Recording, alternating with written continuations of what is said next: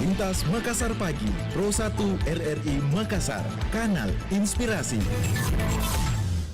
Assalamualaikum warahmatullahi wabarakatuh dan selamat pagi pendengar di Dialog Lintas Makassar Pagi untuk edisi hari ini 16 Februari 2022 bersama dengan saya Fitri Yani Rahman.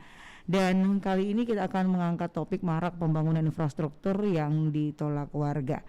Berita yang sudah kami lansir pagi tadi, warga Kalumpang menolak pembangunan PLTA karena dinilai akan merusak pemukiman masyarakat dan situs budaya yang ada di Kalumpang. Dan informasi ini juga tentunya sudah dikonfirmasi kepada pemerintah daerah tentang hal ini. Dan menurut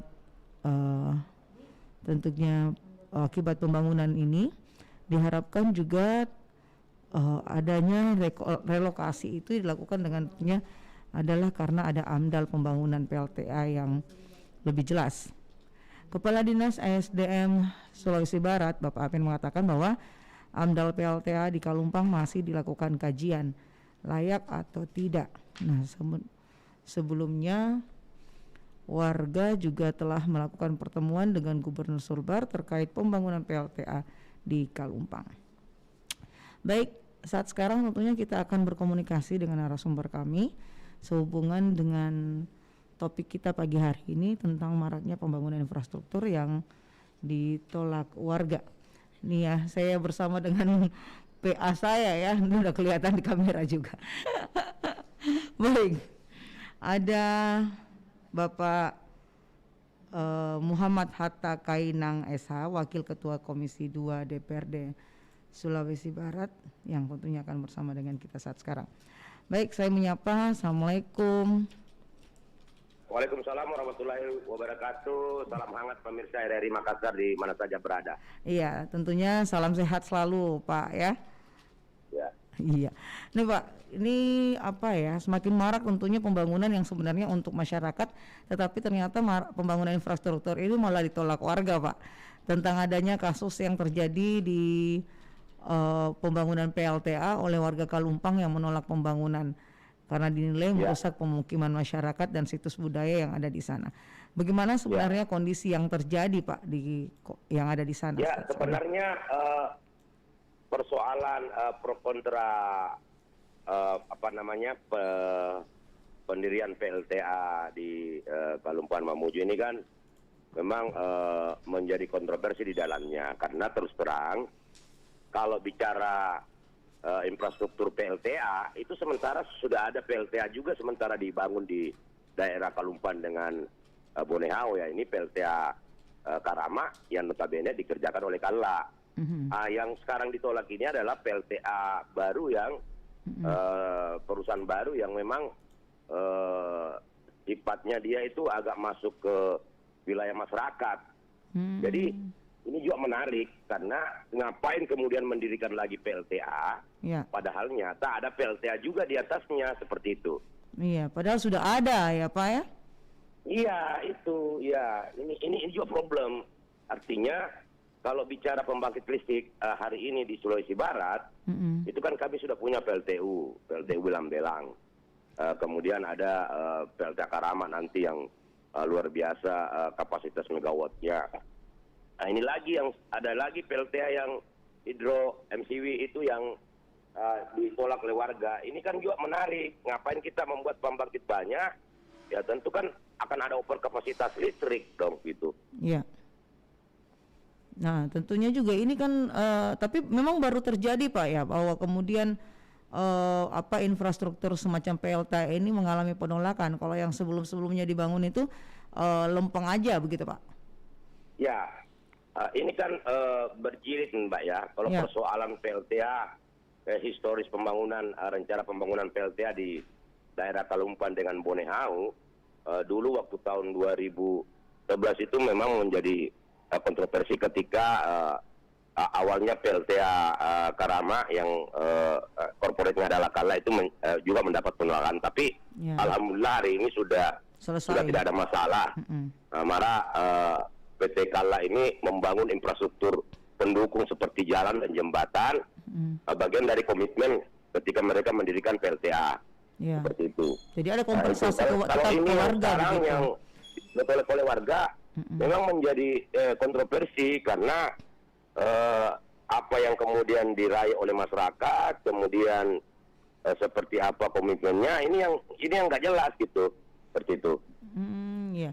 Tapi bagaimana dengan pihak legislator sendiri, DPRD melihat potensi yang ada saat sekarang? Tentunya juga masyarakat sudah mulai curhat dong ya Pak ke DPRD tentang hal ini. Ya, kalau kita di DPR kemarin pada saat RDP dengan menolak PLTA dan beberapa OPD, ini juga menjadi problem juga karena pihak perusahaan kami minta hadir, itu ternyata tidak hadir pada saat rapat, sehingga kita sebenarnya membutuhkan detail dari perencanaan PLTA-nya itu seperti apa gitu. Apalagi kan katanya ini dari pihak Dinas ESDM sendiri baru melakukan studi kelayakan Pak ya? Ya, studi kelayakan. Ada studi kelayakan, ada AMDAL, proses AMDAL, di mana proses AMDAL ini kemudian dalam proses rapat kemarin salah satu rekomendasinya adalah menghentikan dulu proses tahapan penertiban AMDAL seperti itu Mbak. Ya. Iya.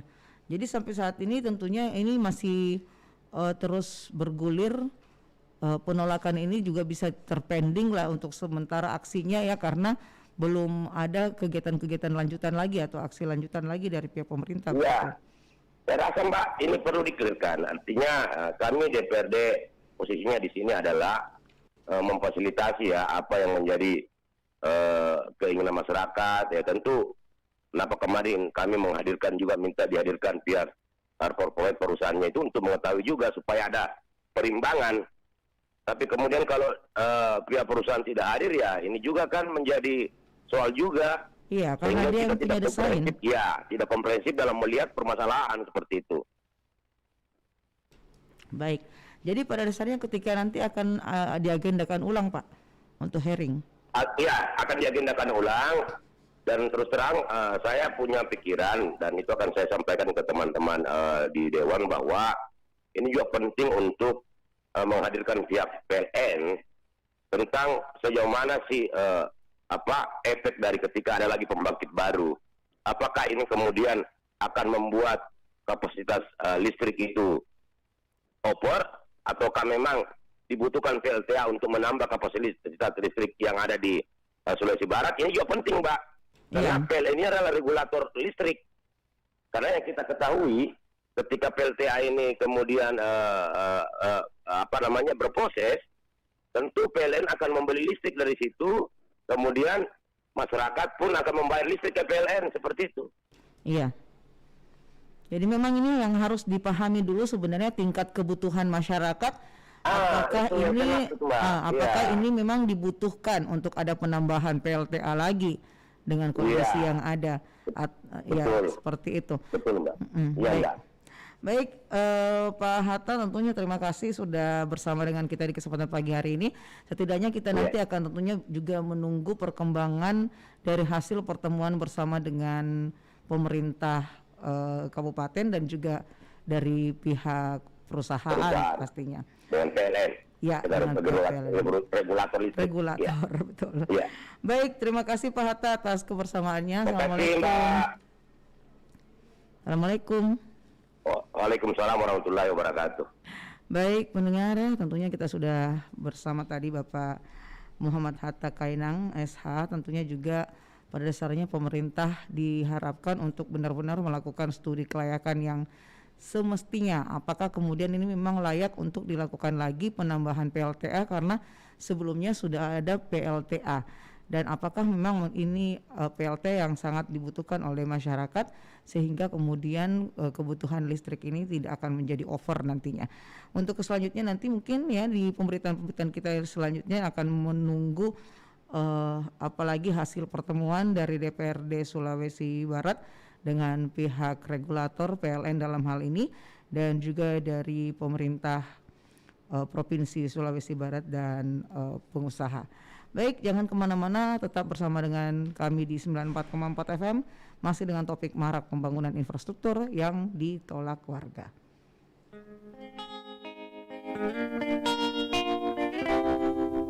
Seperti bintang-bintang hilang di telan malam, bagai harus melangkah tanpa ku tahu arah.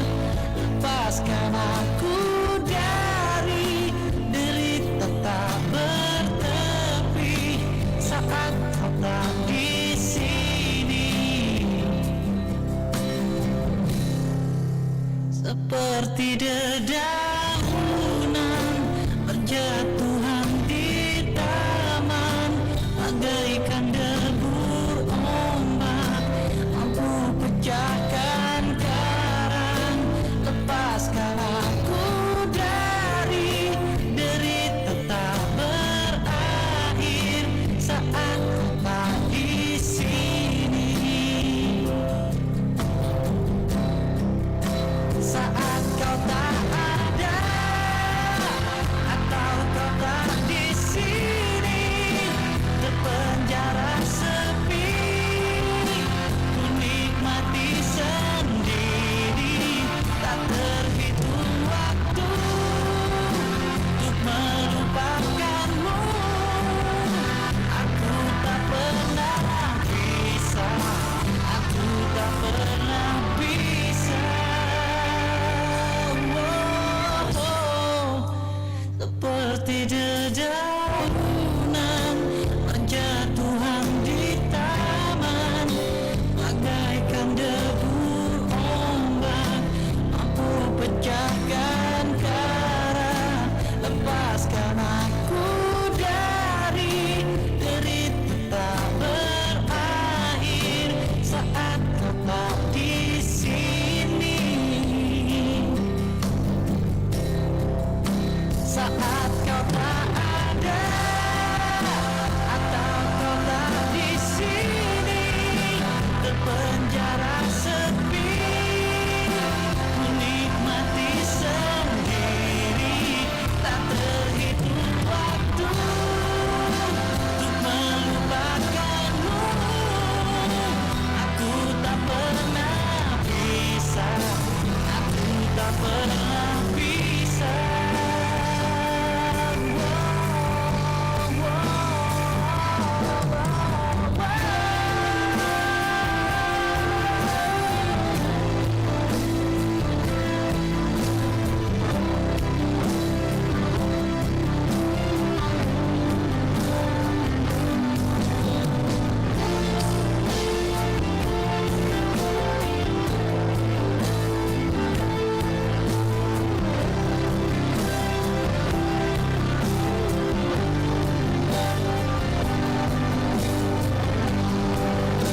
Saat kau tak ada atau kau tak di sini, penjara sepi, ku nikmati sendiri. Tak terhitung waktu untuk melupakanmu. Aku tak pernah bisa, aku tak pernah bisa.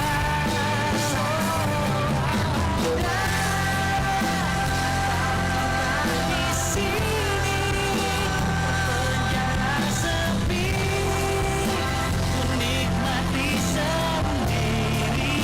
Tak terhitung waktu untuk melupakanmu. Aku tak pernah bisa, aku tak pernah bisa. Seperti bintang-bintang hilang di telan malam.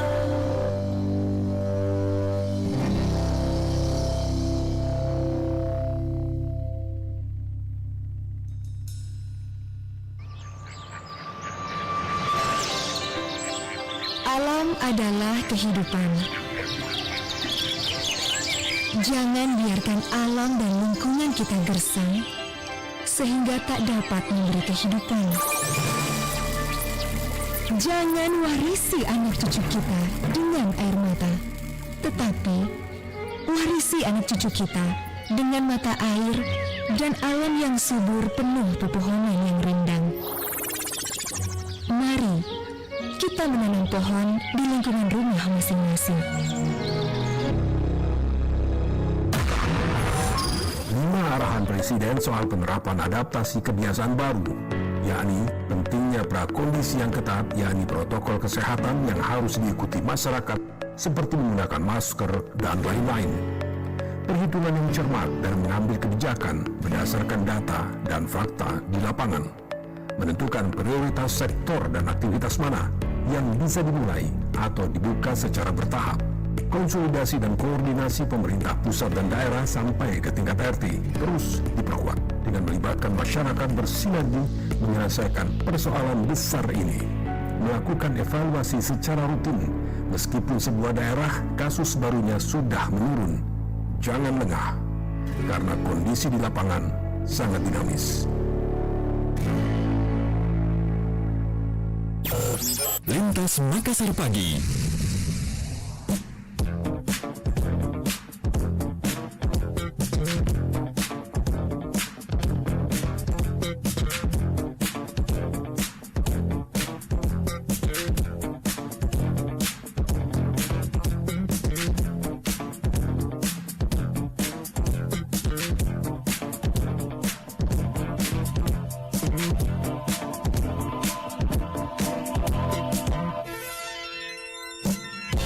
Pertemuan kita bisa di mana saja, di kedukaan maupun di keriangan.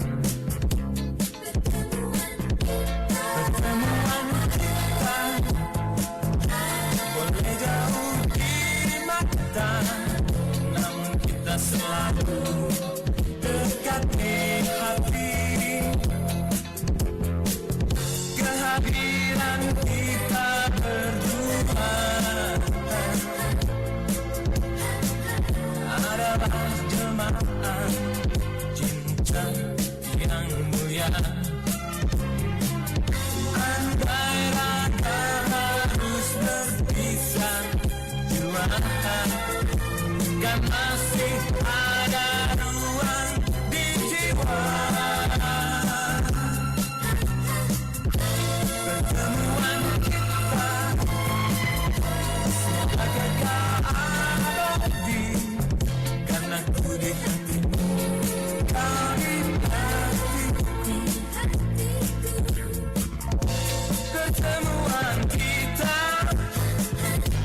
bisa di mana saja, di kedukaan maupun di keriaan.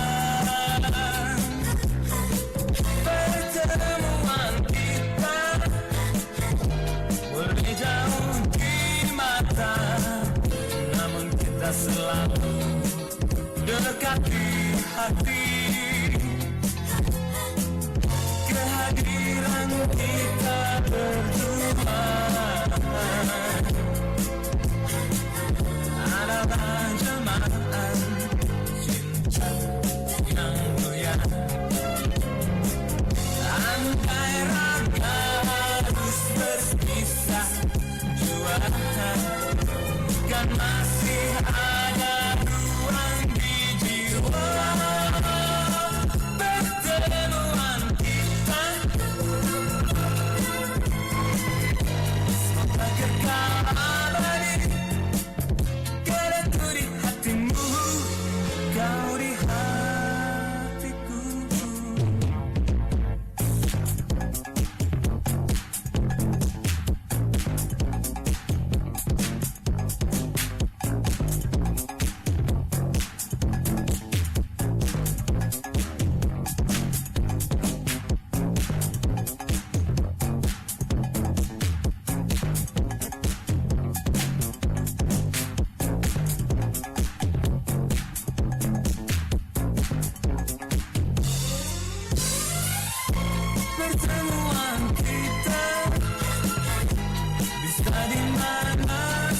saja di ketinggalan maupun di kemudian. Pertemuan kita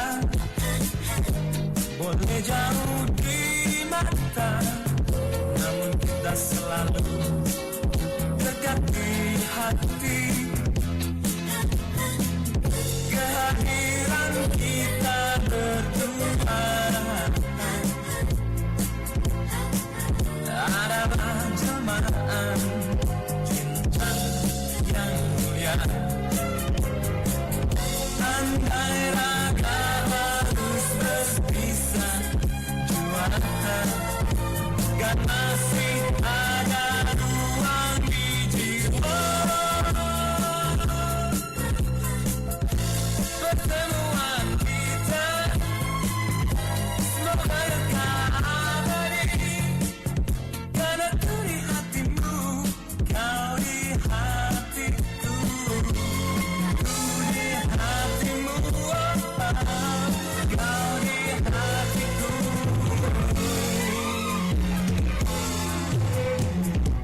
Baik pendengar, kembali lagi tentunya kebersamaan kita di kesempatan pagi hari ini di Dialog Lintas Makassar Pagi dengan topik pembahasan kita marak pembangunan infrastruktur ditolak warga.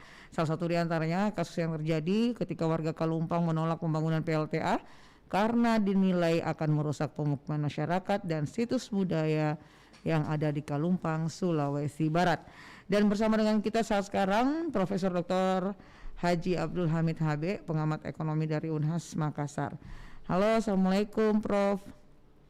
Waalaikumsalam warahmatullahi wabarakatuh. Ya, menarik ini Prof ya, tentunya karena ada lagi kasus yang terjadi di Sulawesi Barat ketika infrastruktur akan dibangun dan warga kembali melakukan penolakan. Sebenarnya apa sih yang terjadi sebenarnya? Selalu saja ada kondisi yang sama terjadi Prof.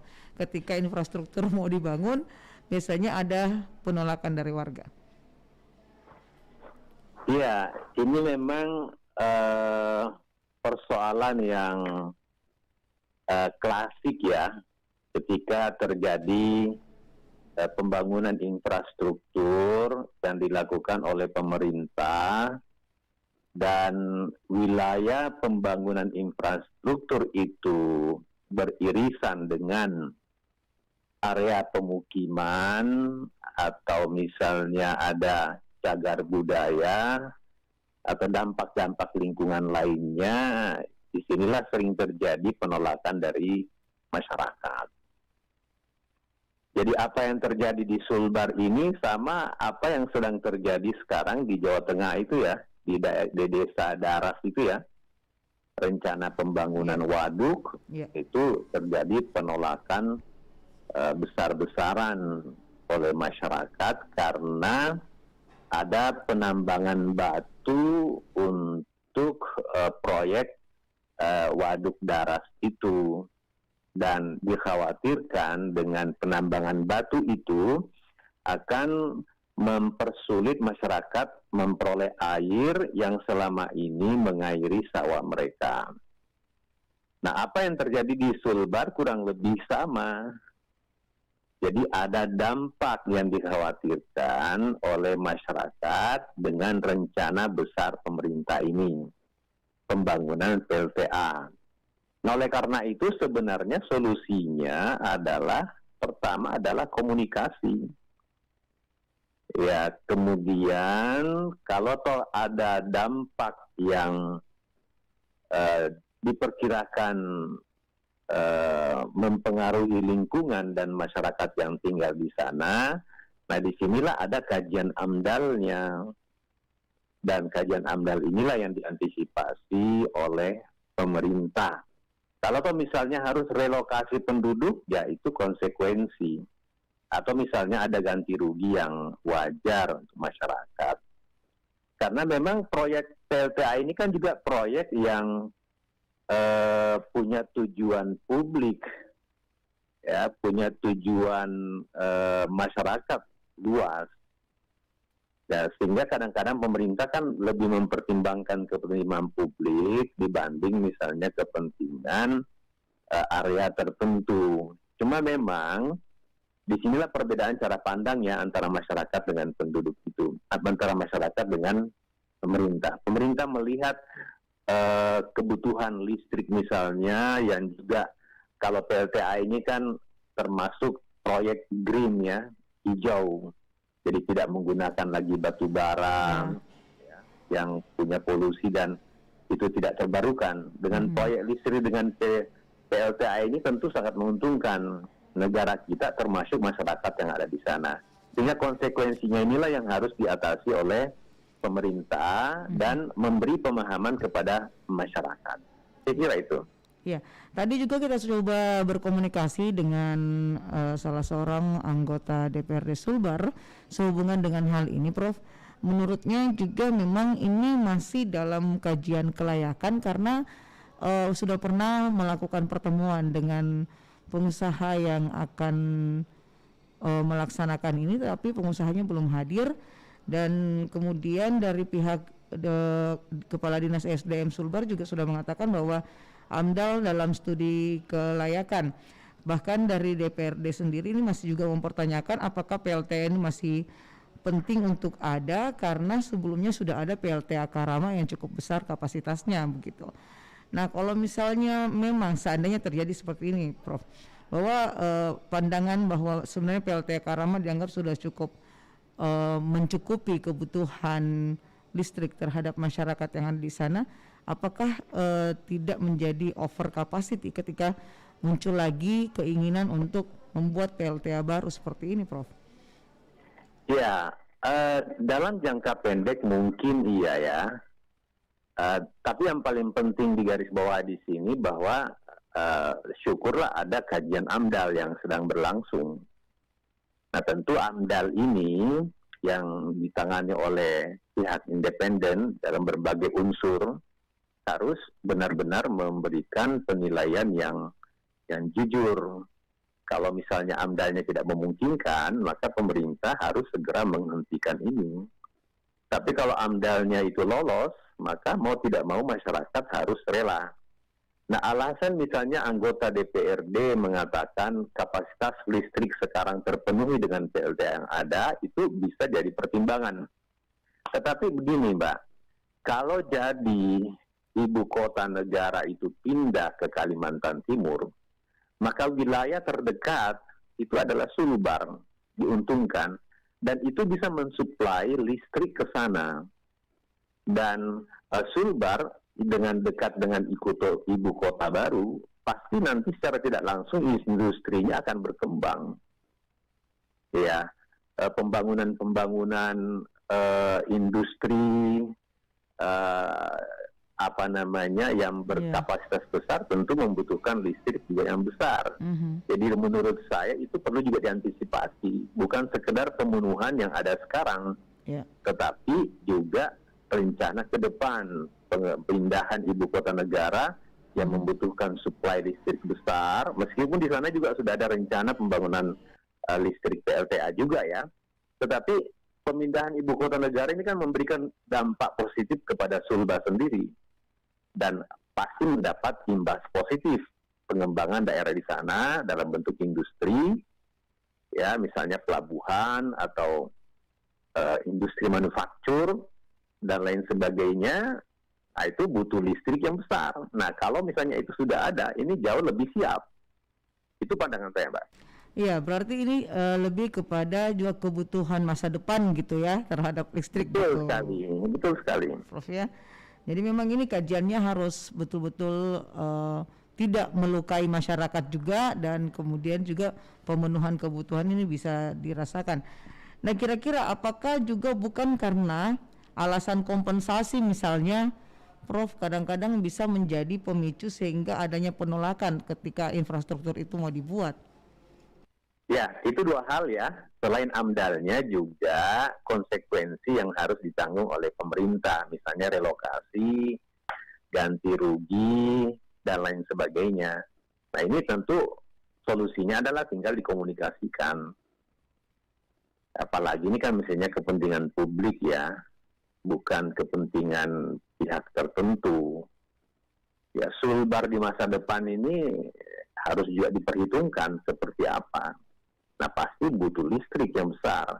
Dan sumber listrik yang berbasis green ini, ya ramah lingkungan, justru itu memang yang menjadi prioritas pemerintah kita. Apa yang dibangun di Kalimantan Utara sana, sebagai supply listrik industri green di sana, dan juga tempat ibu kota negara baru, itu adalah sesuatu yang memiliki dua keuntungan besar. Ya, selain karena memang tuntutan global warming, Indonesia masuk di dalam situ sebagai negara yang mendukung, ya juga memang untuk kepentingan pengembangan di sana. Dan PLTA yang dibangun di Sulbar ini tentu juga bagian dari itu. Dan ini satu kesyukuran.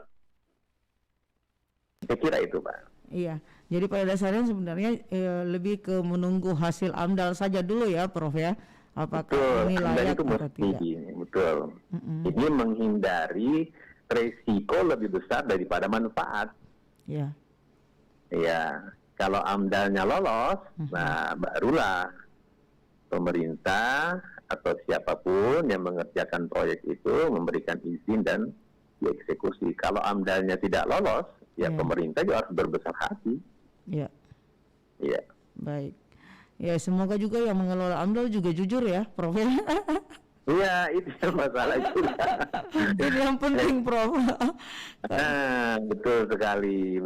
Karena memang juga terlihat ada proyek-proyek tertentu di beberapa wilayah di Indonesia ini, itu akhirnya mungkin kajian AMDAL-nya tidak rigid, ya, mungkin juga ada permainan, akhirnya memang memberikan dampak yang sangat besar sekali terhadap lingkungan dan masyarakat.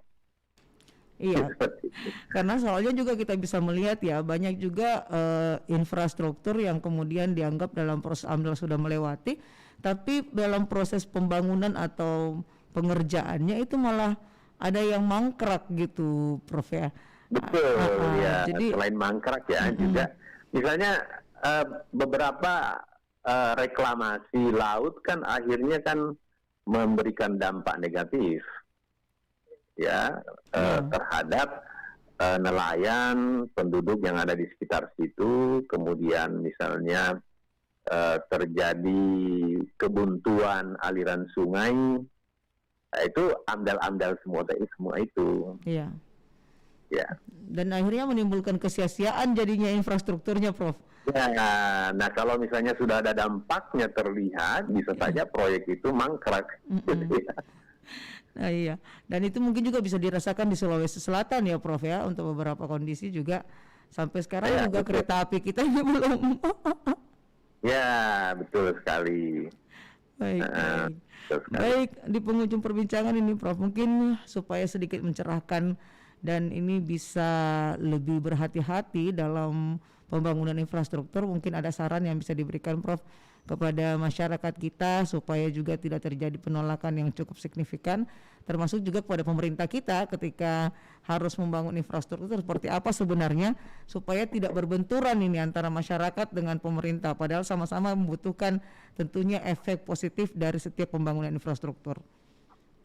Ya, pertama memang komunikasi ya dengan antar pemerintah dengan masyarakat. Masyarakat ini kan banyak ekspektasinya, dan cenderung kalau ada proyek infrastruktur mungkin ada ekspektasi negatif. Nah, ekspektasi negatif atau gap ekspektasi antara masyarakat dengan pemerintah ini itu bisa diperkecil dengan komunikasi. Itu yang pertama. Kemudian yang kedua, harus konsisten terhadap AMDAL. Karena bagaimanapun ini proyek besar yang akan berpengaruh terhadap lingkungan di sekitarnya termasuk penduduk. Ya. Nah, dan AMDAL inilah yang menjadi semacam pintu gerbang, ya, pintu gerbang untuk proyek yang sangat bagus ini. Mudah-mudahan saja lolos, karena menurut saya memang sekarang negara ini didorong untuk mengembangkan industri listrik dari konsep green, ya, bukan bahan baku yang tidak terbarukan. Tapi ini kan terbarukan karena air kan. Sekarang kan batu bara sudah semakin langka. Ya, apalagi kalau dulu ada sumber listrik menggunakan BBM, solar, luar biasa kan mahalnya. Nah, kalau PLTA ini bisa lebih murah lagi. Yang ketiga adalah punya dampak positif untuk pengembangan industri nanti di Sulbar, apalagi berjarak sangat dekat dengan ibu kota negara baru yang tentunya juga nanti butuh supply listrik, dan akhirnya bisa memberikan dampak positif kepada Sulbar secara secara pemerintah gitu ya, dan juga termasuk masyarakat. Baik. Saya kira itu, Mbak.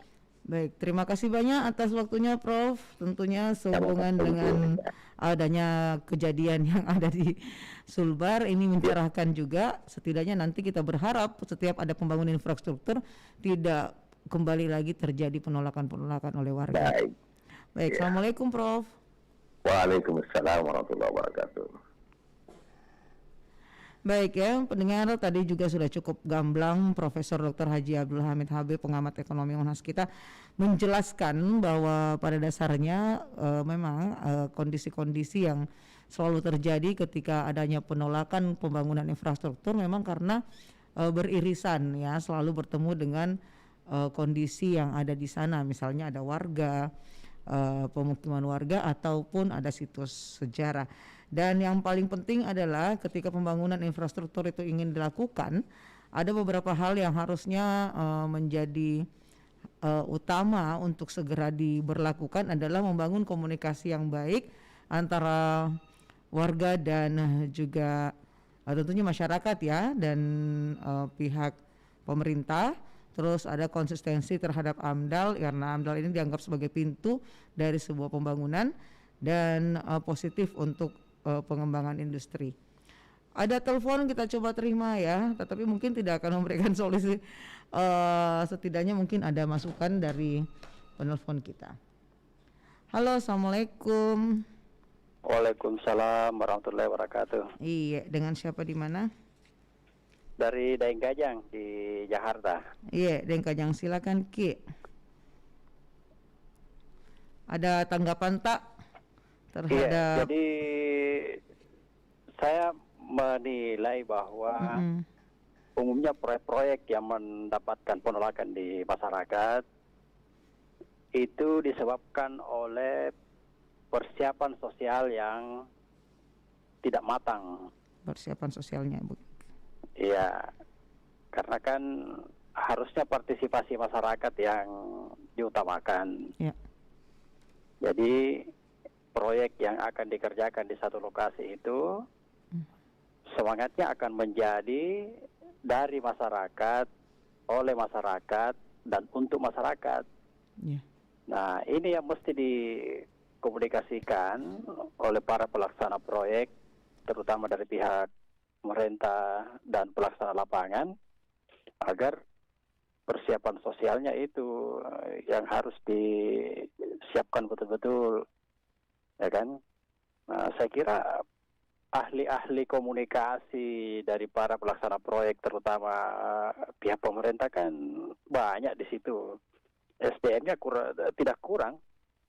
Nah, kenapa tidak dimaksimalkan keahlian-keahlian tersebut, ya kan? Nah, sehingga masyarakat betul-betul merasa bahwa proyek yang akan dibangun di wilayahnya itu adalah milik mereka. Jadi pemerintah hanya memfasilitasi dan memberikan dukungan, ya kan? Jadi kira-kira seperti itu, Bu, tanggapan saya terhadap situasi yang terjadi ini. Ya, baik, terima kasih banyak Daeng Kajang di Jakarta. Salam sehat ya untuk Daeng Kajang. Iya, makasih. Assalamualaikum. Waalaikumsalam warahmatullahi wabarakatuh. Terima kasih, ini baru saya juga ada Daeng Kajang dari Jakarta ikut berpartisipasi memberikan saran bahwa melihat potensi kejadian yang selalu saja ketika terjadi pembangunan infrastruktur dan mengalami penolakan warga, ini lebih kepada persiapan sosial yang tidak matang. mestinya bahwa munculnya warga atau infrastruktur itu sebenarnya bisa melibatkan warga. Jadi ada tadi dari dan untuk warga gitu ya, dari, oleh, dan untuk warga. Baik, pendengar, kita lanjutkan kebersamaan kita dengarkan dulu beberapa lagu berikut ini.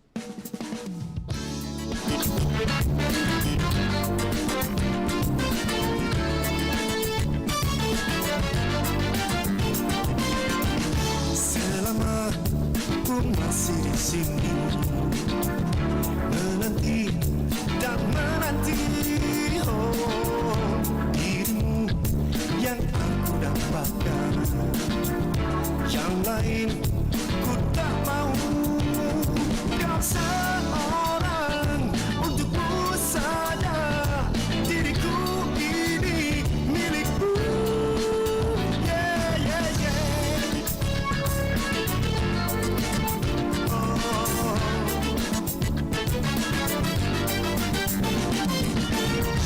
Di saat kita dulu merangkai kata-kata yang dulu, oh begitu indah. Semoga untuk selamanya Aku masih seperti yang dulu, juga sepertimu kasih. Ku sayang dan mencintaimu, walau jauh darimu. dan takkan mungkin dirimu kasih terlepas dari hatiku. Ya, seperti dirimu tak akan ada lagi. Begitu hatimu, seperti awan yang ada di atas sana. Ku cinta kepadamu, kamu hanya satu-satunya ku miliki. Begitu pun diriku, tak akan ada kata-kata untuk berpisah. Kau milikku selamanya.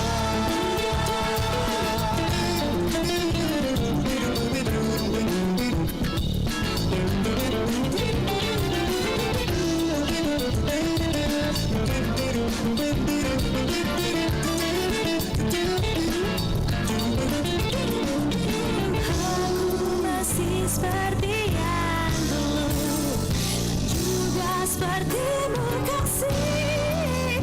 Dan takkan mungkin dirimu kasih terlepas dari hatiku. Yeah,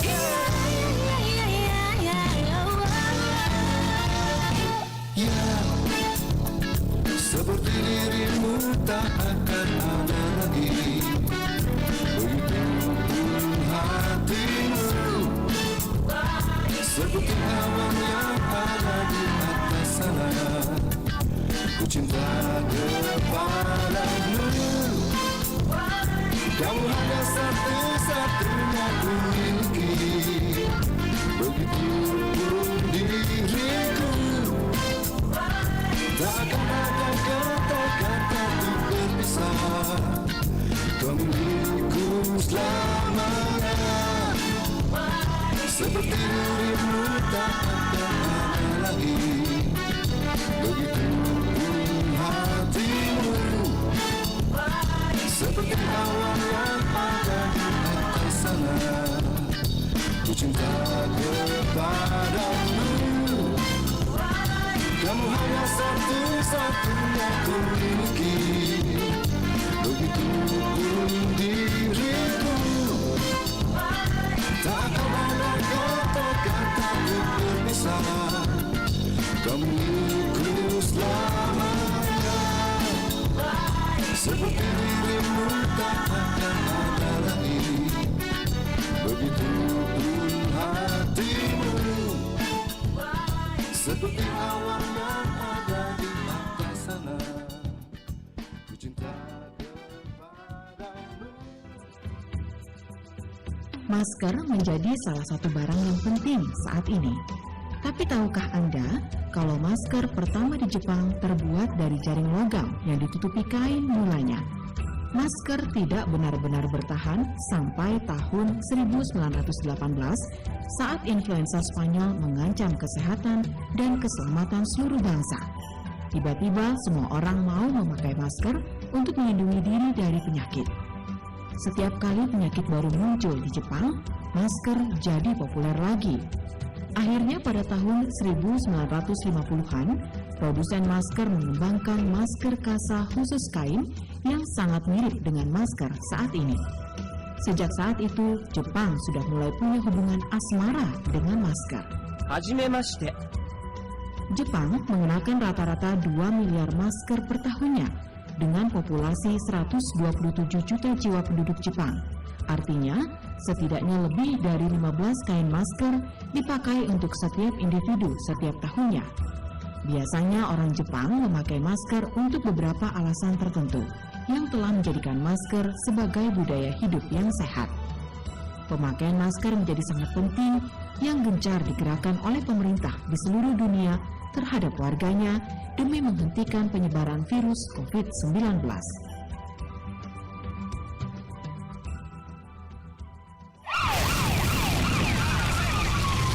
Bahaya bisa terjadi kapan saja. Kecerobohan mengakibatkan petaka. Dalam sekejap, kita bisa kehilangan segalanya. Waspada, bahaya kebakaran. Lintas Makassar Pagi.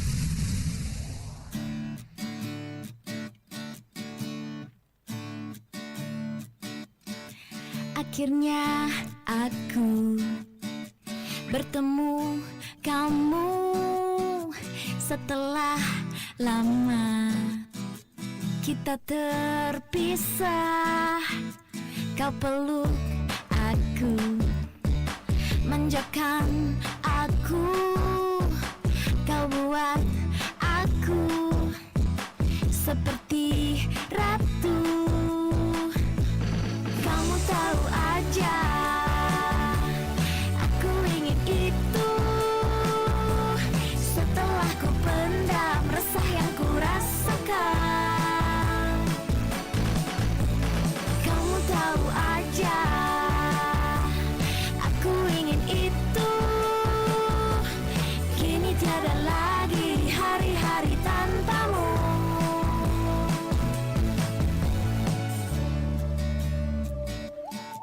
Dan kini aku bertemu kamu setelah lama kita terpisah.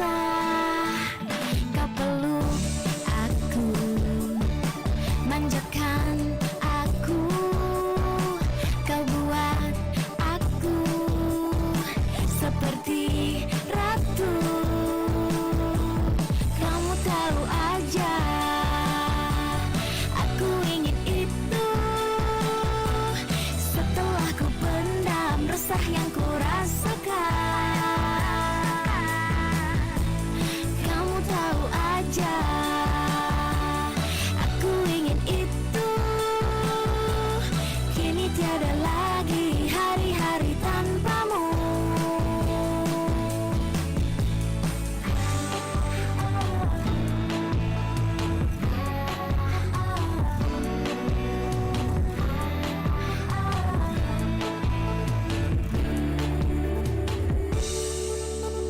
Kamu tahu aja, aku ingin itu. Setelah ku pendam resah yang ku rasakan, kamu tahu aja,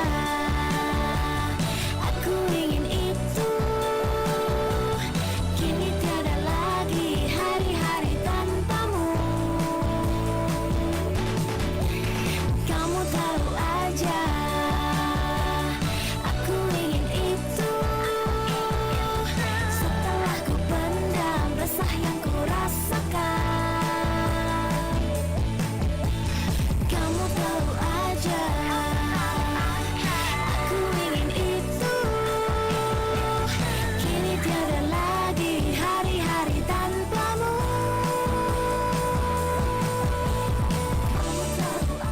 Baik pendengar, masih di Lintas Makassar Pagi, tentunya masih di 94,4 FM program 1 RRI Makassar.